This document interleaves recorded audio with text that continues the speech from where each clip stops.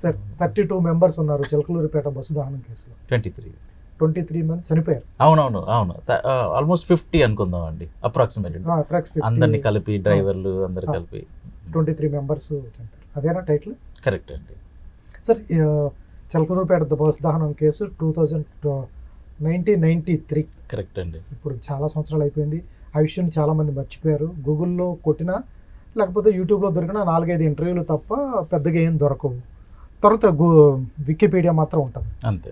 చాలామంది తెలుగు వికీపీడియాలో ఉంటుంది. చాలామంది ఇన్సిడెంట్ మర్చిపోయారు. 30 years దాటిపోయింది కాబట్టి. ఆ ఇన్సిడెంట్స్ పునరావృతం కాకూడదు, అటువంటి ఇన్సిడెంట్ జరగకూడదని అందరూ కోరుకుంటారు. అటువంటి ఇన్సిడెంట్ మళ్ళీ ఎందుకు గుర్తు చేయాలి అనుకుంటున్నారు? ఇది చాలా మంచి క్వశ్చన్ అండి. ఎందుకంటే మనం కొంచెం అదృష్టం కూడా ఏంటంటే అవి తగ్గుతున్నాయండి. ఇప్పుడు మనం వాస్తవానికి ఏంటంటే 80sలో కొంచెం, అంటే మన దగ్గరే అనే కాదండి, అన్ని కంట్రీ మొత్తంలో కొంచెం అక్కడిక్కడ ఇట్లాంటివి జరిగేవి. 90sలో కొన్ని జరిగినాయి, అన్ఫార్చునేట్లీ కొన్ని 2000sలో కూడా జరిగినాయి. ఇప్పుడు చూసుకుంటే జరగకుండా లేవండి, కానీ చాలా తగ్గినాయి. సో ఇంప్రూవ్మెంట్ చాలా ఉంది అని మనం ఒప్పుకోవాలి. కాకపోతే మార్పు అనేది ఒకటేసారి అంత సూపర్ అయిపోం కదండి, అక్కడిక్కడ కొంచెం ఉంటుంది. సో ఒకటేంటంటే దీన్ని మళ్ళీ ఇవన్నీ మనం డిస్కస్ చేయడానికి, దీన్ని మళ్ళీ రెచ్చగొట్టి ఇంకా స్పాయిల్ చేయడానికి కాదండి రీజన్. ఇంకేంటంటే కొన్ని దీంట్లోకి వెళ్ళి ఇప్పుడు ప్రస్తుతం కూడా కొన్ని ప్రాబ్లమ్స్ ఉన్నాయి మనకి.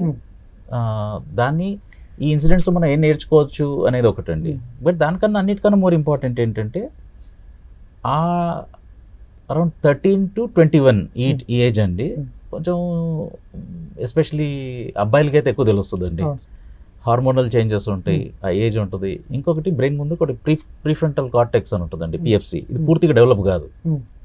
సో దీంతో జరిగే చిన్న మిస్టేక్స్ మన లైఫ్ని ఎంత డ్యామేజ్ చేసేస్తాయి అనేది ఒకటి ఈ హిస్టారికల్ ఈవెంట్స్తో కొన్ని నేర్చుకోవచ్చు అండి. సో చిన్న తప్పు మన ఎంత లైఫ్ అంతా.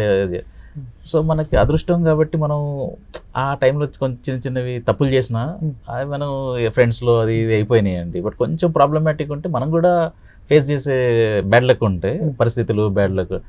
సో అది ఇంకా స్టిల్ రెలవెంట్ అండి ఒకటి. రెండోది, ఇప్పుడు వీళ్ళు ప్రిజన్కి వెళ్ళిన తర్వాత ఏంటి లైఫ్ ఏంటి అనేది కూడా చాలా రీసెర్చ్ చేసిన ఫిల్మ్ అండి. సో బీనా మ్యామ్ అని ఇక్కడ లాస్ట్ 12 years నుంచి ప్రిజన్స్లో పనిచేస్తారు. సో అది ఎలా పనిచేస్తారు, ఎందుకు పనిచేస్తారు, సో మనకు సొసైటీ యాజ్ ఎ రోల్ ఏంటి. ఎందుకంటే అండి ఇప్పుడు సరే మన పరిస్థితులు బాగున్నాయి, ఏదో లక్లో మనం అటువైపు వెళ్ళలేదు, కానీ వెళ్ళిన వాళ్ళు ఇప్పుడు వెళ్ళినప్పుడు సో ఒక మంచి హార్ట్తో మనం అరే వీళ్ళు బాగుపడితే బాగుంటుంది అంటే మంచిదండి. లేకపోయినా సెల్ఫిష్ రీజన్స్ కోసం దాని మీద మనం గవర్నమెంట్ కానీ మనం ఇన్వెస్ట్ చేయాలి, టైం, ఎనర్జీ, సైకాలజిస్టులు. దీనికి ఇవన్నీ మనం ఎందుకు చేయాలి అంటే ఇప్పుడు ఒక మిడిల్ క్లాస్ ఫ్యామిలీ ఉందండి, ఇప్పుడు మనలాగే ఒక 10-20 years డబ్బులు అది ఇవి చేసేసి పెట్టుకున్నారు అనుకోండి, ఒక దొంగ వచ్చేసి టక్ మంది తీసుకెళ్ళిపోతాడు. సరే దొంగలు లోపలేసారు, మళ్ళీ బయటకు వచ్చిన తర్వాత మళ్ళీ ఇంకొకరి ఇంట్లో తీసుకెళ్తాడు. సో ఆ చేంజ్ లేకపోతే మనందరికీ కష్టం అవుతుందండి సొసైటీలో. అంటే ఇప్పుడు మన అమ్మాయిలే ఉంటారు, పొద్దున వాళ్ళు బయటికి రిలీజ్. సో ఇవన్నిటికీ ఇది ఒక ఇంపార్టెంట్ టాపిక్, ఎక్కువ మంది టచ్ చేయలేదండి. సో అనిపించింది ఇటువంటి సినిమాలు కమర్షియల్ ఫార్మేట్లో మ్యాక్స్ ఇటువంటి కథా వస్తువు దొరికితే రాంగోపాల్ వర్మ గారికి, లేకపోతే ఇప్పుడున్న ట్రెండీ డైరెక్టర్స్కు ఉన్నారు వాళ్ళంట ట్రెండీ డైరెక్టర్స్ అనుకోవచ్చు, వాళ్ళకి దొరికితే అటు ఇటు మసాలా కూర్చి ఒక మంచి కమర్షియల్ ఫేజ్లో మీటర్లో మంచి, ఎందుకంటే బస్ దహనం కేసు కానీ తర్వాత చుండూరు హత్యాకాండ కానీ ఇవన్నీ బాగా తీస్తారు. మీరు ఆ కమర్షియల్ ఫేజ్ వెళ్ళారా, లేకపోతే చెప్పాల్సింది ఇటువంటి కొంచెం డాక్యుమెంటరీ వెర్షన్ కొన్ని ఉంటాయి, ఏ మీటర్లో ఉంటుంది ఈ సినిమా? అంటే పూర్తి డాక్యుమెంటరీ స్టైల్ వెళ్ళలేదండి. ఎందుకంటే మనకిప్పుడు ఇలాంటి సినిమాలు చూసే వాళ్ళే కొంచెం తక్కువ ఉంటారండి. కానీ తక్కువ ఉన్నప్పుడు మన ఫస్ట్ జాబ్ ఎవరికి అంటే ఈ 2 hours టైం ఇచ్చిన వాళ్ళని మనం ఎంగేజ్ చేయగలాలి. అబ్బాయి ఎందుకు అసలు ఏదో వచ్చాం కానీ ఏంటంటే, సో దానికి ఏంటంటే ఫస్ట్ ట్రైలర్లో మనం దేంటి అనేది ఆనెస్ట్గా చెప్పేసేయాలండి ఫస్ట్.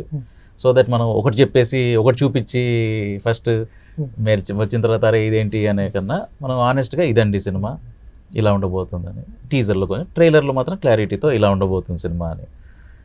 సో అది ఫస్ట్ పార్ట్ అండి. కానీ వచ్చిన తర్వాత వాళ్ళని 2 hours మనం ఎంగేజ్ చేయాలి.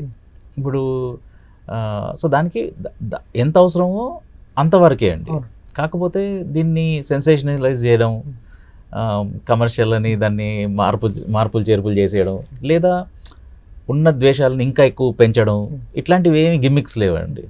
అవసరం కూడా లేదు నాకు. పాయింట్ పర్పసే కదా, మనం తీసిన పర్పసే అది కాదు. సో అలాంటివి ఏమీ చేయకుండా ఆనెస్ట్గా రాజు గారి ఫిల్మ్ లాగా ఉంటుంది. సెన్సిబుల్గా కొంచెం